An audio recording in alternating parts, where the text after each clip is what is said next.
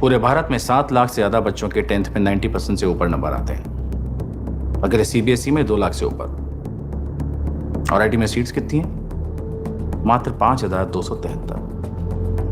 अगर सिर्फ 90% वाले बच्चे भी आईआईटी का एग्जाम दें तो भी 99% बच्चों का नहीं हो पाएगा।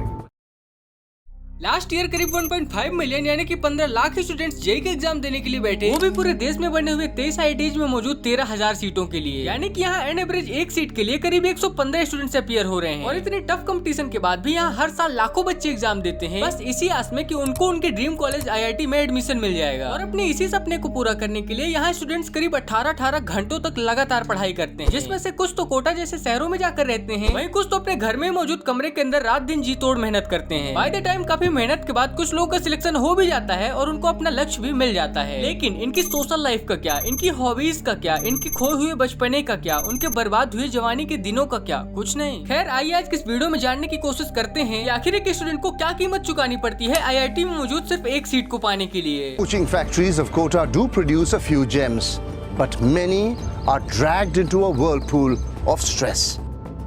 She was sorry for being weak, but she was tired. She quit because she could not take it anymore, according to her last word.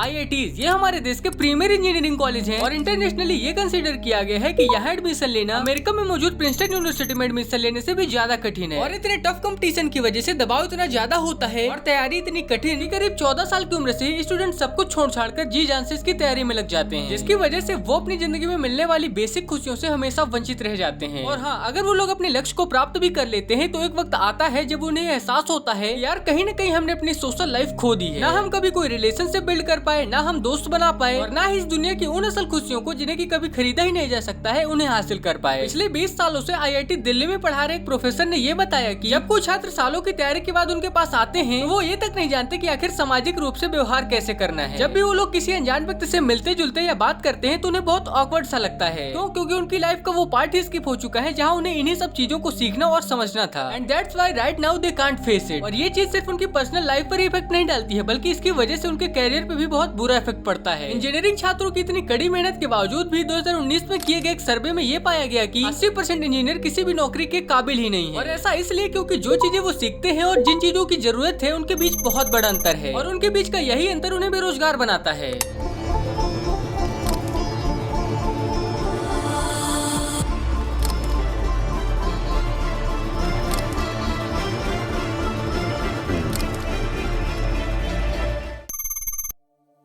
School में पढ़ने वाले स्टूडेंट से लेकर जेईई या फिर नीट में तैयारी करने वाले मोस्ट ऑफ द स्टूडेंट्स किसी न किसी कोचिंग इंस्टीट्यूट का सहारा जरूर लेते हैं और इसके पीछे की सबसे बड़ी वजह है डर, स्टूडेंट्स और पेरेंट्स दोनों का। दरअसल टीवी हो, अखबार हो या फिर सड़कों में लगी हुई होल्डिंग्स, हर जगह ये कोचिंग इंस्टीट्यूट वाले खुद का इतना भयंकर तरीके से प्रचार करते हैं कि न चाहते हुए भी पेरेंट्स इनके जाल में फंस ही जाते हैं। ये इंस्टीट्यूट वाले यहाँ तक कि ये तक दावा करते हैं कि हम आपके बच्चे का 100% आईआईटी या फिर नीट में सिलेक्शन करवाएंगे, बस एक बार आप अपने बच्चे का हमारे कोचिंग में एडमिशन तो कराइए। और इतनी सारी चीजें सुनने के बाद पेरेंट्स के दिमाग पे भी एक डर बैठ जाता है कि अगर मैंने अपने बच्चे का इन कोचिंग इंस्टीट्यूट में एडमिशन नहीं कराया तो उसके बिना इस एग्जाम को तो निकालना ऑलमोस्ट नामुमकिन है। क्यों? क्योंकि इतना टफ एग्जाम है यार, कोचिंग की जरूरत तो पड़ेगी ही। और फिर क्या वो अपने बच्चों को कोटा जैसे शहरों में ले जाकर किसी कोचिंग इंस्टीट्यूट में एडमिशन करा देते हैं जहाँ उनके करीब 2 से 3 लाख रुपयों का भट्टा बैठ जाता है। और फिर जैसे ही वो तैयारी के बाद 2-3 बार एग्जाम देता है और उसका सिलेक्शन नहीं होता तो पेरेंट्स को भी बात ऑटोमेटिकली पता चल जाती है कि पैसा बर्बाद।